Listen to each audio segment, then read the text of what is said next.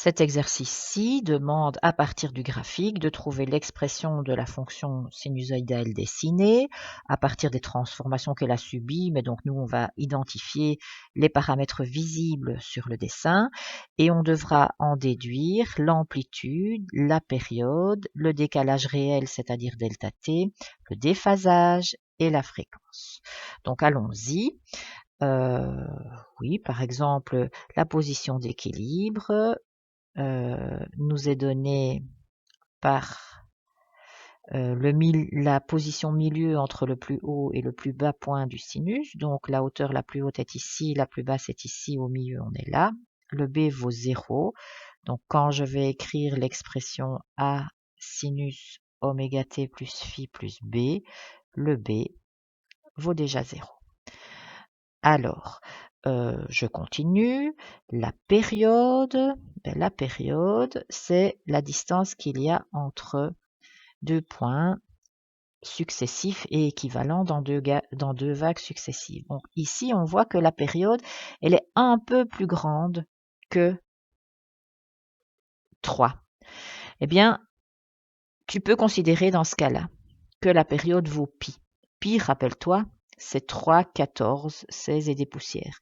Donc, généralement, moi, je graduerais l'axe en unité de pi si jamais la période est un multiple de pi, mais c'est pas toujours le cas. Tu pourrais avoir des dessins où ça a simplement été gradué en unités, 1, 2, 3, 4, 5, 6 sur l'axe des x. On peut très, très bien le faire, il n'y a aucune obligation de faire autrement. Mais donc, quand tu vois que la largeur du dessin c'est un peu plus grand que 3, tu peux considérer que c'est pi. S'il avait été plus ou moins égal à 6, quelque chose, tu aurais pu considérer que ça faisait 2 pi. Donc si c'est pas vraiment quelque chose qui tombe juste, tu peux considérer que c'est un multiple de pi. Mais donc franchement, moi, dans ces cas-là, je préfère graduer l'axe horizontal avec des unités données en fonction de pi. Pi demi, pi sur 4, pi sur 3, etc. Donc ici, la période vaut donc pi. Je peux donc en déduire que le oméga, j'en aurai besoin pour donner l'expression, vaut 2 pi sur pi, c'est-à-dire 2. Alors, qu'est-ce qu'il me faut d'autre? Il me faut l'amplitude. L'amplitude, c'est facile. C'est la différence de hauteur entre la position d'équilibre et la position la plus haute. Bon, là, on la voit tout de suite. L'amplitude vaut 3. Ok. J'ai l'amplitude, j'ai la période. Je peux donner aussi la fréquence tant que j'y suis. La fréquence, c'est 1 sur la période, donc ça va faire 1 sur pi. Voilà, ça c'est fait aussi.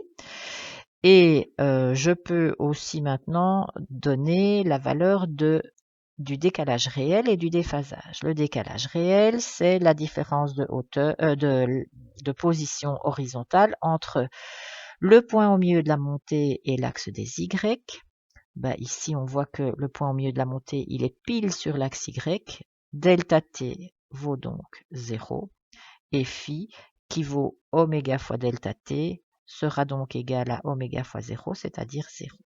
Donc, si je récapitule, le A vaut 3, le T vaut pi, le delta T vaut 0, le phi vaut 0, la fréquence vaut 1 sur pi, ça c'était ce qu'on m'a demandé dans la question B, et l'expression de la fonction qui est dessinée là, c'est A, c'est-à-dire 3, fois sinus de oméga, c'est-à-dire 2, fois t, plus phi, phi vaut 0, donc je mets rien, plus b qui vaut 0, je mets rien non plus.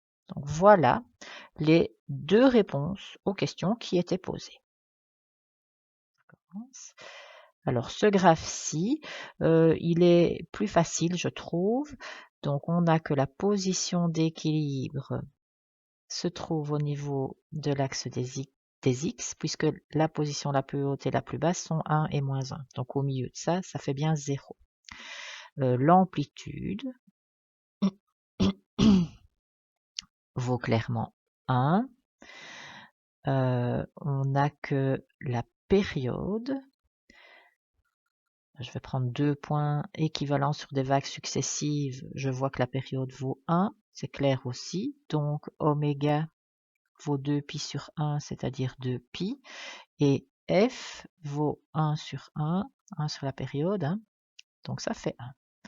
Donc voilà, le delta t, c'est la valeur dont le graphe est déplacé vers la gauche ou vers la droite par rapport à la position normale d'un sinus, du sinus x. Je prends le point qui est au milieu de la montée, je vois qu'il a été décalé vers la droite, donc c'est un delta t négatif, attention. De combien? Ben, de 1/2, c'est clair sur le dessin. Donc ça veut dire que phi est égal à delta t fois oméga, c'est-à-dire moins 1/2 fois 2 pi, c'est-à-dire moins pi. Donc, phi, je l'ai, f, je l'ai, t, je l'ai, b, je l'ai, a, je l'ai, oméga, je l'ai. Ben, du coup, il ne me reste plus qu'à écrire l'expression de la fonction analytique, c'est-à-dire a, 1, fois le sinus de oméga, 2 pi, fois t, plus phi, ça fait moins pi, plus b, plus 0. Quand je réécris ça un petit peu plus joliment, ça me fait sinus de 2 pi t moins pi, et c'est fini.